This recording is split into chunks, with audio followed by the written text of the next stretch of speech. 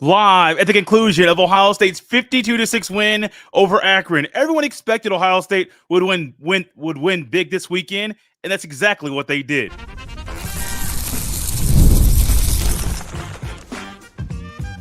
You are Locked On Buckeyes, your daily podcast on the Ohio State Buckeyes. Part of the Locked On Podcast Network, your team every day. Welcome in, Buckeye fans, to the first postcast of Ohio State's 2024 campaign, part of the Locked On Podcast Network, your team every day. I'm your host, Jay Stevens, also the host of the Jay Stevens Podcast. And this postcast is brought to you by our friends at 5 Hour Energy. 5 Hour Energy fixes tired fast. With zero sugar and a convenient portable size, it's the perfect pick-me-up for getting stuff done. Go to 5hourenergy.com and use promo code LOCKEDONCFB to receive 20% off your order. This offer is only valid until September 30th on one order and cannot be used with other promotions. Go to 5hourenergy.com today. Ohio State, we all knew they would win big, or they should win big this weekend over the Akron Zips. We talked about it all week long. The Akron only won 2 games a year ago, only won 2 games the year before that. Their defense last year was the best part of the team. And that was the same thing today in the season opener in 2024 for both teams. Akron's defense was the best thing about the team. Offensively for Akron, they couldn't get anything going. Jack Sawyer was trying to headhunt all day long, and it was making sure the quarterback Finley felt him every time he was in the area. And that reminds me about one thing that we saw today from Ohio State. Their defense dominated from Jump Street. They didn't waste any time. They didn't make you guess what they were going to do. They dominated the entire game. By the numbers in this game, Akron held to 6 points, no touchdowns in this one. They only threw for 130 passing yards, and they only ran for 47 rushing yards. In any game, I don't care if it's Akron, I don't care if it's Oregon or Michigan. If those are your numbers, you're doing a lot of things right. And this is how you want to open a season too. Yes, we'll talk about the weird or slow start by the Buckeyes offense later on in this postcast, but the defense is what you want. When everybody knows the opening of the first game of the year, there's going to be some jitters. There's going to be some nerves. Going to be some butterflies flying around in everyone's stomach. Things are going to be a little weird, a little wacky. What's one thing you want your team to do? Have at least one side of the ball that's getting things done from Jump Street immediately. And that was the Buckeyes defense. But at the end of the game, they ended up they forced Akron into 3 turnovers. One of them was a scoop and score by Lathan Ransom. One of them was a pick 6 by Gabe Powers later in the game. And then Denzel Burke had an interception of his own. That's all credit because of the pressure that the Buckeyes defensive line was getting. Now, the scoop and score, that was one that the ball carrier from Akron, I forget his name at the time, but he ended up trying to get some extra yards. He got popped. Well, he already had a Buckeye defender draped all over him. He got popped. Out comes the ball, scoop and score. First guy to touch the ball was Lathan Ransom, who was always around the ball to begin with, but he got that ball, ran into the end zone, and celebrated with his teammates. Now, we didn't do bold predictions or predict some things that the Buckeyes would do as far as numerically and statistically in this game. But what I think Ohio State could have at least 2 turnovers in this game if I was trying to predict what the defense might do. Absolutely. Because, 1, the guys up front are doing their job. 2, the linebackers are aggressive. They're flying around. Hicks and Styles got the starts today. Hicks got the start because Cody Simon didn't play. Also, Donovan Jackson didn't play in this game either. We'll talk about Jackson's absence later on in the show. But you all know, we talk about it. Ohio State's defense needs to be aggressive. Now, you may say, Jay, it's Akron. You're correct. Absolutely. It is Akron. It is a MAC school. So you don't want to say, oh, this is what the Buckeyes defense will be. They'll hold people to under 150 passing yards. They'll hold everybody to under 50 rushing yards. No, I wouldn't go that far. I wouldn't even think it's a good way to even look at the Buckeyes defensive performance today.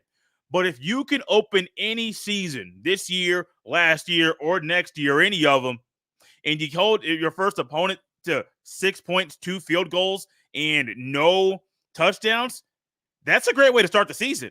Now, next week, the Buckeyes have Western Michigan, and a couple weeks after that, they got Marshall. There's a bye week in between games 2 and game number 3. So it's going to give the Buckeyes a little bit of time to get healthy and to get their feet back under them. However, this is what you want. You want your defense to open up hot. You want your defense to slow down the opposition. Akron at times was using two quarterbacks. Now, granted, Finley went out early in the game. Ben Finley, the quarterback from Akron, because like I mentioned from Jack Sawyer, Finley was getting popped, man. I mean, anytime he tried to scramble, the old line of Akron really couldn't handle the Buckeyes defensive front. But he was running around trying to run for his life. And what do you find? You find that he's getting over and over and over. Those you watch right now on the YouTube, y'all see in my hands hitting each other, because that's exactly what was going on with Finley all game. That boy was getting beat. I literally told my wife before hopping on the show today, I said, hey, that boy is going needs to get an ice bath, because, man, as he's walking, he is walking in a way that you can just tell his whole body is in pain. I watched a high school game actually last week, covered that game there, and the quarterback from that team was physically beaten, not tackling, not like he was getting beat by a bat or a stick, but he was physically beaten by running and all the hits the defense threw his way. Well, I mean, it's a part of the game, right? It is. But a part of the game also is wanting your defense to open up the way a defense should. Ohio State's defense should dominate from Jump Street. Now, moving forward, at least for Ohio State's defense, you got Denzel Burke, who was doing great things. The Buckeyes secondary was really making things tough for Akron. They weren't really trying to move the ball through the air as much as you thought they should. Why? Would you want to go up against Igbenogson or Hancock or Burke and knowing you got Downs and Ransom behind you? Absolutely not. So Akron had to try to pick and choose exactly what they wanted to do, which goes into why Ohio State's defense, it's all about the defense. It's not about what Akron wanted to do. Ohio State's defense dictated the pace. Ohio State's defense dictated what Akron could do, what Akron wanted to do. Ohio State's defense was dictating things all game long. And we all know this defense is going to lead the Buckeyes early in the year. Once the offense gets up to speed, once the offense starts figuring things out, once the offensive line gets all five guys starting, because, yeah, there was rumblings and talk that Donovan Jackson might not play the first game of the year, but he ended up not actually playing the first game of the year. And we saw on offense the three interior guys, Saravell, McLaughlin, and Shabola, as Ryan Day said in the post-game interview with Jenny Dell on the field. Those three interior guys, they had never played ball together before. Like, it's the first time in a game setting they're playing ball together. And so they're going to have some hiccups. They're going to have some issues. That should be expected. It should also be expected Ohio State's defense to do this every single week. No matter if it's Akron, Oregon, don't matter if it's Indiana, Nebraska. Dylan Raiola had a nice debut in college football today. Don't matter if it's Purdue or Michigan State in a few weeks or Iowa. This is a sign right now of what, hey, Ohio State's defense, they're good. We know they're good, but they're also doing what is expected of them. I like it. I love it. And Jim Knowles can only build upon and capitalize on the opportunity right in front of him with this defense, because they dominate from Jump Street in this game. Even though it's Akron, they'll get better against Western Michigan. They'll get better against Marshall. In Iowa, I know y'all put up 40 points today against a lesser opponent. Forgive me for not remembering the name. I doubt y'all do that against the Buckeyes defense in a few weeks. One thing I don't want to happen in a few weeks or even next week is the slow start we got from Ohio State's offense today. There's a reason why that happened. We'll talk about it next. This episode is brought to you by Factor. Fuel up with Factor's no prep, no mess meals. Meet your wellness goals thanks to the menu of chef-crafted meals with options like Calorie Smart, Protein Plus, and Keto. Factor's fresh, never frozen meals are dietitian approved and ready to eat in just 2 minutes. So no matter how busy you are, you'll always have time to enjoy nutritious, great tasting meals. With 35 different meals and more than 60 add-ons to choose from every week, you'll always have new flavors to explore. Crush your wellness goals this May with dietitian-approved meals and ingredients that you can trust. Make your day delicious. From breakfast to dessert, stay fueled with easy, nutritious options. Keep kitchen time to a minimum. Factor meals are ready in 2 minutes. No stopping, prepping, cooking, or cleaning up. Head to factormeals.com/LockedOnCollege50 and use code LockedOnCollege50 to get 50% off your first box plus 20% off your next month. That's code LockedOnCollege50 at factormeals.com/LockedOnCollege50 to get 50% off your first box plus 20% off your next month while your subscription is active. This postcast is also brought to you by eBay Motors, passion, drive, and patience. The formula for winning championships is also what keeps your ride or die alive. eBay Motors has everything you need to maintain your vehicle and level it up to peak performance. Superchargers, roof racks, exhaust kits, LED headlights, and more. Whether you're into speed, power, or style, eBay Motors has you covered. With over 122 million parts for your number one ride or die, you'll always find exactly what you're looking for. And with eBay Guaranteed Fit, your part is guaranteed to fit your ride every time or your money back. Because with eBay Motors, you're burning rubber, not cash. With all the parts you need at the prices you want, it's easy to make your car the MVP and bring home huge wins. Keep your ride or die alive at ebaymotors.com. Eligible items only, exclusions apply. eBay Guaranteed Fit, only available to U.S. customers. So everyone has been waiting to see what Ohio State's offense looks like in 2024. We all knew it's expected that Will Howard would win the quarterback battle, but winning that battle, getting that title handed over to you officially a couple weeks ago, that's great. That's huge. How does number 18 perform in his first game in the Scarlet and Gray? That's another big animal and big topic. Well, we got that debut today. We got the Buckeyes' new QB1 in the shoe with 100,000 of his closest friends cheering him on. And early in the game, what we saw from Ohio State was not what we expected. Issues moving the ball, issues blocking a little bit. Seth McLaughlin, Austin Servo, who got the start for Donovan Jackson at left guard, and then now the new right guard, Integra Shabola. You should expect, and maybe not everyone did. It should have been expected that those three guys are really the main two, and McLaughlin and Shabola, we knew they were going to start for the first time at Ohio State. Didn't know that Donovan Jackson would miss the game until about a couple hours before the game was kicked off. It should have been expected that the Buckeyes offense would have a little bit of a slow start. You got a new quarterback. You got some new receivers, got a new tight end, got a new offensive line, a few new players on the offensive line. That's a recipe for a slow start to the offense for the Buckeyes. This is one thing I'm very glad about, that if this game were against Notre Dame or Oregon or Oklahoma or Texas or Clemson or one of them big name schools in the sport, this game would have been different. 100% different. This ain't me saying that Ohio State would have lost the game, but buddy, let me tell you this. You can't have interior O-line issues and expect things to go exactly the way you want them to go. Now, but numerically or statistically now for the game, Ohio State and Will Howard, let's start there, 17 for 28 for the game, 61% completion percentage, 228 passing yards, 3 passing touchdowns. On the ground, Henderson had 65 yards. Judkins had 55 yards. Judkins had his first trip to pay dirt. Jeremiah Smith, my goodness, he was so much fun to watch. He led the Buckeyes in receptions, in receiving yards, and receiving touchdowns, and average yards per reception, and he had the longest reception of the game as well.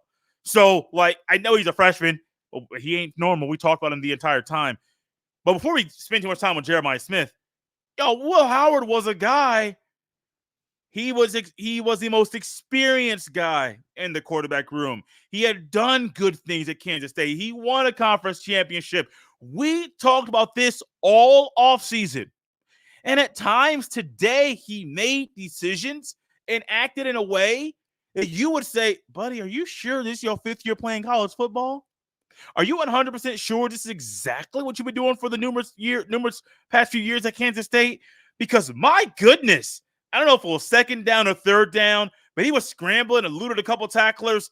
And then all of a sudden, as he's kind of falling down, he threw the ball. And I believe it was an incompletion, not an interception. But I am sitting here wondering, I'm thinking, sir, you know that ball should not be thrown. Hold on to it, secure it, lock it in place, live to fight another day. Yes, it was incomplete today, but that's one of them moves where I'm sitting here thinking, that's a rookie move. And bro, you're a vet. That shouldn't happen. Now, the offense early on, the offensive struggles. One of the weirdest things or most common things known about football in general is that your offense is going to be behind your defense at the beginning of every single year. We saw that today. And Ryan Day, during the post-game interview with Jenny Dell on the field, talked about how once the Buckeyes offense got into a rhythm, once things kind of got settled down, they were fine. There were some drops early. I believe Carnell Tate, I know he had at least one. He may have had two. Defenders were knocking Buckeyes off their routes. There were numerous pass interference calls that were made, which granted, like, that should be expected. You should know the Akron DBs are maybe going to be a little bit more aggressive because they know this is one of those games that there are going to be scouts, NFL scouts, there at the game. So if they can do something to get on an NFL scouts radar that they weren't when they weren't on that person's radar before, okay, cool. Like that's understandable. But Akron's DBs were a little bit too aggressive, a little bit trying to be shoulder to shoulder while the routes are being run. Great, that's cool, that's understandable. But man, that slow start, issues running the ball earlier in the game. First 4 drives of the game, I believe the score was Ohio State had 10 points. It was 10-3. And if you're Akron's defense, which you know this is what they're known for, this is the best part of their team. If Akron's defense is saying, okay, cool, look, we basically have 3 stops in the first 4 drives for Ohio State. 2, no points were scored. 1, a touchdown was scored. 1, a field goal was scored. That is exactly what Akron's defense wants. Yeah, they know they're not going to win the game, but that's a good sign that they're doing some things right. Now, for Ohio State moving forward, I don't want to get too far ahead as far as moving forward, but Will Howard, just settle down, man. He should know he doesn't have to be a hero. He should understand that he does not have to do all of the little things like he had to do previously. He should understand, of all people, literally all he has to do is stay within the pocket if he can, escape it a little bit. Now, he did have some nice runs today. He finished the game officially 4 rushes, 18 yards. His long was 19 in college. Your negative sack yardage goes against your total rush yards, which I don't like that rule, but it is what it is. Will Howard, though, settle down, man. Simply settle down. Not just early in the game, but throughout portions of it. Simply settle down. Now, I'm going to close this last little part. Let's segment out with this question. I think it's a very important one. We all know Will Howard doesn't have to be great, but occasionally he might have to show some special traits. Did you witness any special traits from Will Howard during this show? Hop in the chat and just have the conversation amongst the people watching this postcast right now. Thank everyone for hopping in. But did you see any special traits from Will Howard today? Was he a guy that you knew he could run the ball? You knew he had the arm. You knew he was occasionally inaccurate. Was he everything that you thought he was going to be in the first game wearing the scarlet and gray? Because honestly, for me, I was kind of waiting to see, okay, this guy's coming in. We know what he did at Kansas State. We know what we've been hearing from fall camp, but we want to see it in a game setting. He did some good things. No one's going to deny that. No one's going to say he didn't. But the special stuff may have been there, but I don't know if this is a game you're trying to find all the special stuff that Will Howard might do down the road. Before his first game in the shoe, 228 passing yards, 3 passing touchdowns. Not a bad debut. Not a bad debut because he doesn't have to be great. He doesn't have to be a hero. He just has to stay within the confines of the playbook. The one thing I would like for him to do, though, is settle down early in the game. Help the Buckeyes get into a rhythm quicker than they did this past game today. You don't have to go in the locker room at halftime to get into a rhythm. Be able to get into a rhythm in the first quarter or second quarter while you're on the field, because the earlier you get into a rhythm, it's going to be a big old nightmare for the opposition. It was also a big old nightmare because there were numerous guys that made their debut in the shoe that made some big-time plays, and one of them that made the most big-time plays was Jeremiah Smith.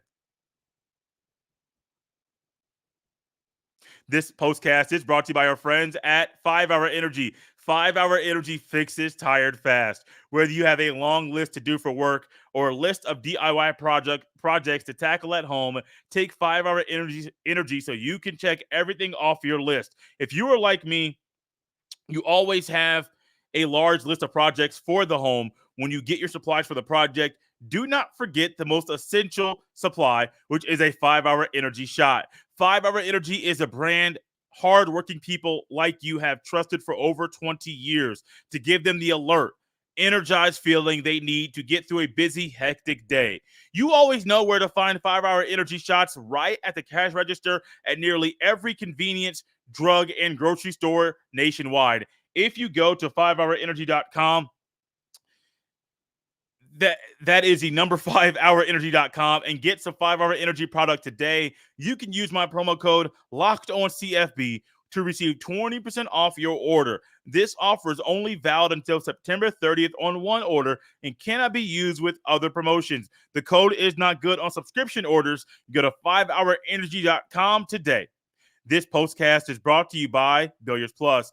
Billiards Plus has the best selection of pool tables, game tables, shuffleboard tables, and more. And the best service in Central Ohio. And guys, check this out. Billiards Plus carries grills that have up to 30-year warranties. Everything you need for in-home and backyard entertainment is at Billiards Plus. Their grills, they got charcoal, they got gas, they even got wood-fired. Billiards Plus has a perfect setup for all grillers. They are family owned and operated. And when you talk to the staff at Billiards Plus, you know you're talking to an expert who won't steer you wrong. No matter the season, Billiards Plus has you covered for all your indoor and outdoor entertainment needs. Kenny, Sarah, and the whole staff will always go above and beyond to give you the best customer service in the industry. Billiards Plus. Visit their showroom on Dublin Center Drive in Dublin. If you are someone that would love to become a Locked On Buckeyes insider, jump in the show notes of this postcast and join the Locked On Buckeyes insider group by simply joining the subtext link. Ohio State knew when they were able to recruit Jeremiah Smith, yet one of those guys that's different. He's a rare recruit. He's a rare player. Everyone knew that. But then his first time stepping inside the horseshoe, everyone was kind of anxious and wondering what they would see from number 4 in the on the roster. He might already be number 1 in your heart, because let me tell you, I didn't expect Jeremiah Smith to lead the Buckeyes receivers in every category: receptions, receiving yards, average yards per reception, receiving touchdowns, and the longest catch. I didn't expect him to do all of that, but early in the game, when the Buckeyes are trying to get into a rhythm, Emeka Egbuka, he was going in, would have had a touchdown pass interference. I think that was later in the game. Early in the game, there were a couple drops. Carnell Tate had a catch. I had 4 catches in this game. But early on, just the early game jitters were getting everybody. And then JJ, as they call him, he got loose, and everybody started cheering. Not 1, but 2 touchdowns in this game. And it just seemed like he belongs. He didn't look like a guy who was making his debut playing college football. He looked more like a vet. He looked more like someone that had been doing this for years. It just goes to show that everything people have said about him all season, leading even the past few weeks, even yesterday on the pod, everything people are saying is 100% true. He is different. He is doing things in a more mature way. And that showed via his route running, being able to track the ball, being able to keep the ball, catch the ball away from his body. He was doing all of the veteran wide receiver things in game 1 at Ohio State, which I think is a great sign of things to come. Also, another player, Will Howard, made his debut at Ohio State. 3 touchdowns in your debut as a quarterback. That's something to really get a pat on the back for and to clap it up for. Not saying he was great, not saying he was perfect, not saying he had one of those moments that we'll be talking about because of how big of a hero he was. But Will Howard, once he settled down, things were fine. It should have been expecting it. I think it should be maybe over the next couple weeks. He might struggle early in games against some lesser opponents, and that's okay. It's not the end of the world. But also, Quinshawn Judkins led the Buckeyes in carries with 13, had 55 receiving yards, 4.2 yards a pop, and 1 touchdown. Let me tell you, not only did Judkins in his Buckeyes debut get into the end zone, but so did James Peebles. James Peebles entered the game, 30 rushing yards, 5 yards a pop, and 1 touchdown. We knew late in the game that they would get into the game. The Buckeyes, I do think, wanted to get some of the other guys in the game later. I was really surprised when Devin Brown came into the game. We'll talk about that here in a second. Then all of a sudden, the first offensive line was still in there, and I'm thinking, you get those guys out. Now, granted, you may want Devin Brown to get some run behind the first offensive line. Cool, that's great. But still, get those guys out, protect their bodies. While they were out there with Devin Brown, while Devin Brown was out there, another guy in his debut had his only real infraction issue snapping the ball today, Seth McLaughlin. And I think it was more, he thought he heard a clap. He thought it was his time to snap the ball, and then it wasn't. but there was a movement of the ball before the fake snap that he did, and I'm thinking, okay, if that was the first time that happened, I think people would say, oh, he's a little nervous or this or that. McLaughlin had issues snapping the ball last year at Alabama. Even though he was a multi-time All-SEC player, he had issues last year snapping the ball. So in his debut, which was decent, wasn't bad, you also know, hey, there was a little hiccup there. Move on from it. It's early in the season. Like, these are things the Buckeyes can build upon and move forward with.